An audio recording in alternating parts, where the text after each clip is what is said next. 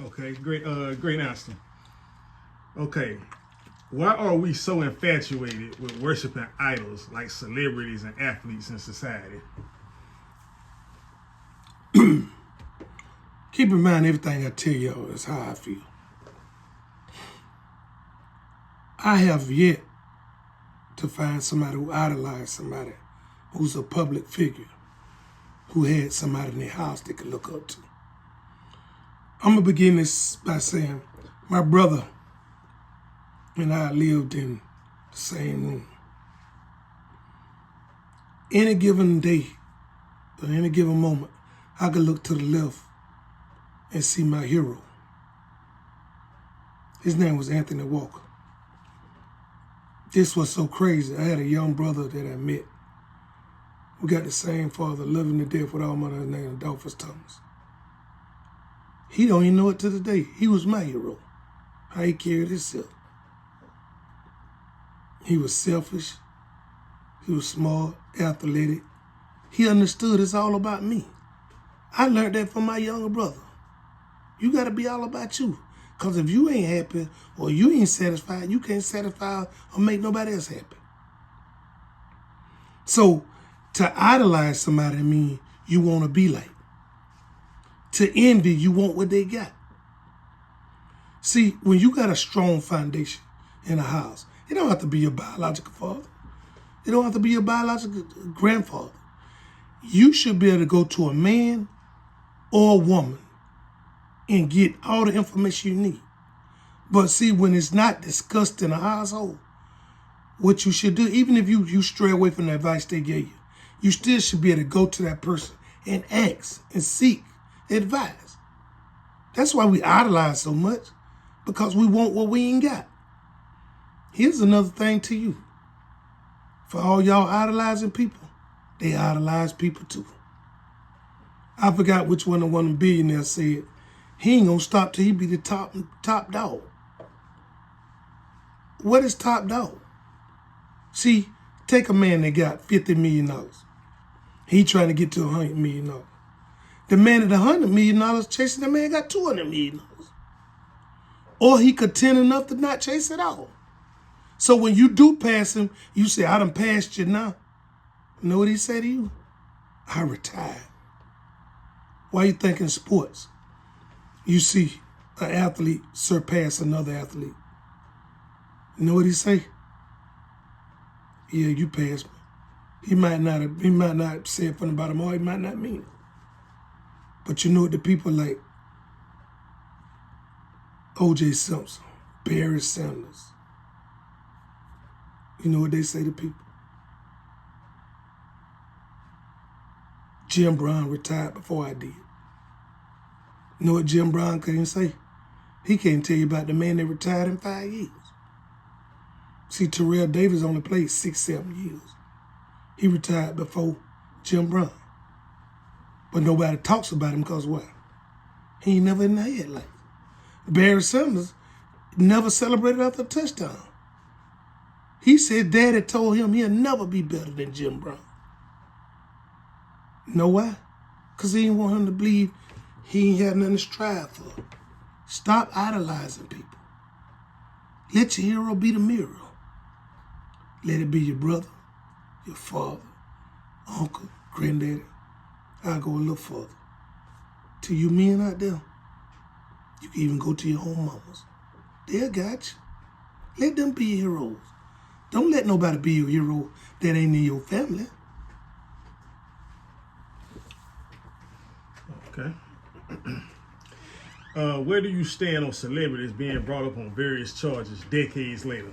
And what should be the punishment if the accusers are found to have lied? Celebrities being found guilty decades later? Let it go. If you kept your mouth quiet for 20 years, give me another 20. Don't tell me what happened to you 20 years ago. Let it go, because it does you no good. Why you think married people,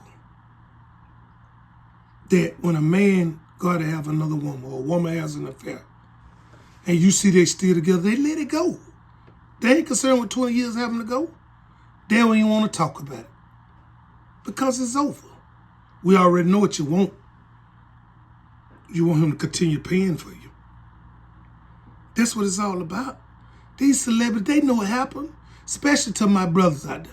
When a white woman got raped in the 70s, a la Bill Cosby, and y'all didn't go for prison then, but you gonna wait 20, 30 years later to an old man who about dead. Y'all wanna lock him up. Come on, white women, y'all know what happened. Y'all didn't do Hugh Hefner like that. All y'all was drug addicts, getting happy. Now, to the second part of your question.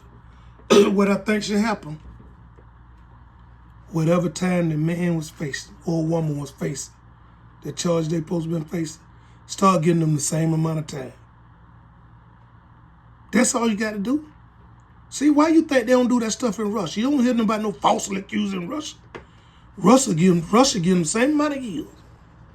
Still in one of the foreign countries. See what they take, cut your hand off. What happened when they rape in certain countries? Castrate them. What happened when you be gay in certain countries? They kill. See, I ain't about killing. You want to be gay, be gay. None of my business. But if you gay or straight and you falsely accuse somebody, give them the same 10 years. That's what we got to do. See, when you ain't facing no consequence, you'll do it every time. Why you think a kid, you go to a house and a kid eat a piece of candy and you say that's enough candy, the kid start crying? Because he used to eating the candy and nothing happens. That's what happened with people. When you don't have no consequences you facing, you're going to keep doing it over and over and over.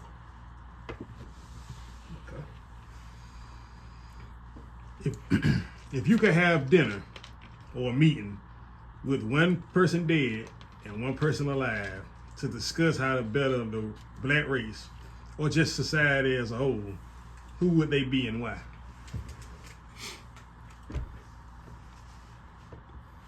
Well, to most of y'all that know it, my uncle gave me advice. So I must add, if anybody I was to get advice from, it would be him. Now, for celebrity-wise, for us people knowing whole, a living person I would want to sit down with, I would sit down with Brother Umar Johnson. A lot of people don't agree with his actions as far as the school and the way he treats his children and other things, but I think the brother's a brilliant man. See, I can filter out a brilliant mind. Why you think they made strainers? You gotta strain out the bad, find the good. So his mind is very brilliant. And the brother got a good head on the shoulder. So I would sit down with him living, or a living person, I would say, that's famous. Now dead, I would want to sit down with Brother X, Brother Malcolm X to y'all. I would sit down and, have some deep conversations about how he feel about the way the world should go forward. Because my biggest thing is, and y'all might not be ready for this, they would want to have a conversation with me. See, my mind is very brilliant when I focus. Your mind is too. You could get serious about any subject you want to. You have a strong opinion about anything. And side note, Brother Kanye West, I think you got Cornel West, I'm sorry. Brother Cornel West, I think you got a brilliant head on your shoulder as well. For those who don't know him, look up Cornel West. Very brilliant man. Okay. What is your best aspect and worst flaw you have brought to all your romantic relationships and friendships over the years? My best asset my best asset would be, I don't think romance is nothing that I'm good at. I am not a flower type guy. I'm not a treat you right type guy. I'm going to treat you, I'm shade. I don't hide them in the beginning. I tell you who I am. It been different phases of my life where I was in the moment of being shed that I am now. Or some people, I go a little deep with it. Some people I have dated, a year later, I had a different mindset. If I could have dated them when my mind was on point, then they wouldn't have nothing but good blessings to say about me. Even though I treated them right, but I was in my promiscuous stage, and they didn't understand that. I was truthful about it, but I didn't tell them how promiscuous I was. At one point, I say 5 years of my life, I tried to sleep with every woman I possibly could. Did that make me a bad guy? No, because I told them I don't want a relationship. I don't quite sure didn't want to go into details of what I was doing, but I was honest, I ain't want no relationship. So that's the romantic thing, the dating thing. It's according to what time frame they caught me. Some women could go to their grave and say, Shed was a wonderful guy. He treated me with much love and respect. Some women could say he was so far gone that he didn't care nothing about it but himself. Both of them telling the truth. And both of them right. But what they can say, I never disrespected them. Now, they might think cheating was disrespectful. If that's your case, yeah, I was disrespectful. But as far as cussing them out and dogging them out and talk to me any kind of, that never happened. They know it and I know it. I didn't believe in talking to a woman any kind of ways because I don't like nobody talking to me any kind of ways. So that was the best part about me. I always treated them with respect and I always tried to be honest with them. However, my worst part about it with women is for about 3 years I couldn't stand women. The reason I couldn't stand women because a woman will sit there and look you in your face and say, just tell me the truth. If you don't want me, let me go. I had 3 women. Y'all know who y'all are. Y'all asked me to let you go. I let you go. One of you flattered my tires. One of them told the landlord I had drugs in my house. I get off work finna take a shower, drug squad in my house and tell us. I said, what? What did I do? What? Y'all got the wrong person. Schedule walking. Yeah, that's me. I'm talking about they had a dog in my house at K9 unit. Got through with that. I asked the officer, I said, what was this all about? We got a call. I said, so I'm going to talk to my lawyer. I know y'all ain't getting no call on me. The lawyer, he said, go get him. He said, before you go get your lawyer, let me play something for you. He played back the phone call to the police station. And she said exactly what he said. So I wasn't mad at the police. I went down there to press charge. You know what the sergeant said to me? You really want to press charges? Be a man. Just imagine my young children was in the house. And the dog and the drug squad with guns would have came and put it on them. And they would have moved. You could have got my children killed.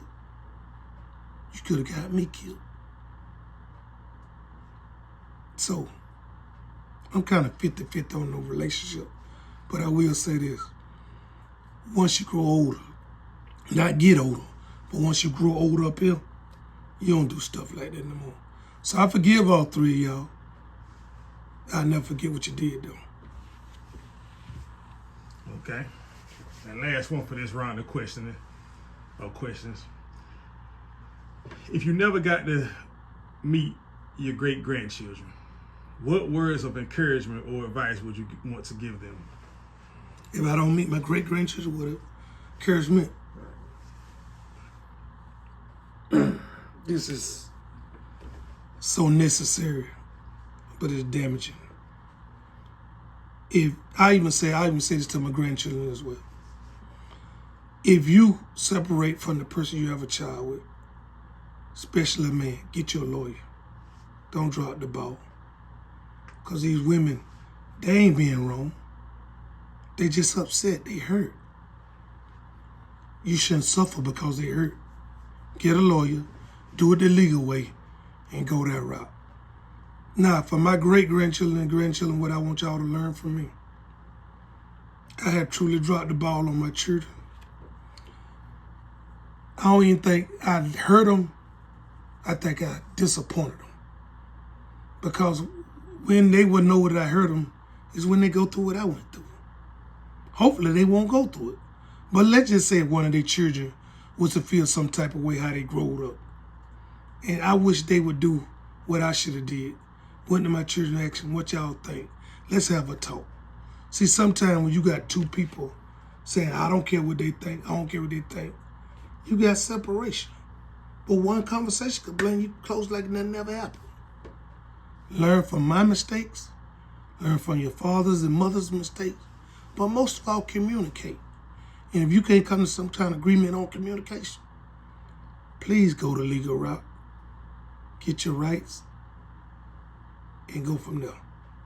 But most of all, here's the information to my grandkids and great-grandkids. I really wish I could tell you that it was a blueprint to how life goes. Only experience gonna be the key. Once you experience something, you'll go from there. Because there's no book for it. There's no parents guiding for it. Because they was raised a different way, and they might try to raise you the opposite. The opposite might be the wrong way of raising you. So what I advise you to do, talk to both parents. And when you talk to them, just ask them why. Why you and my daddy didn't get along? Why you and my grandma and granddaddy didn't get along? What could I do differently? Tell them don't discuss what went wrong with them. Ask them what did they do wrong? See, because once you say what went wrong, they can say, well, he did this or she did that. Now ask them what they did wrong and what they should have did different. Because what it does is you're not putting the other person down. All you're doing is trying to find information. But once you put the ability to put the other one down, is hatred comes involved. You're not better than the child. So ask them what they did wrong and what they could have did differently. So you ain't discussing the other person, you're only discussing them.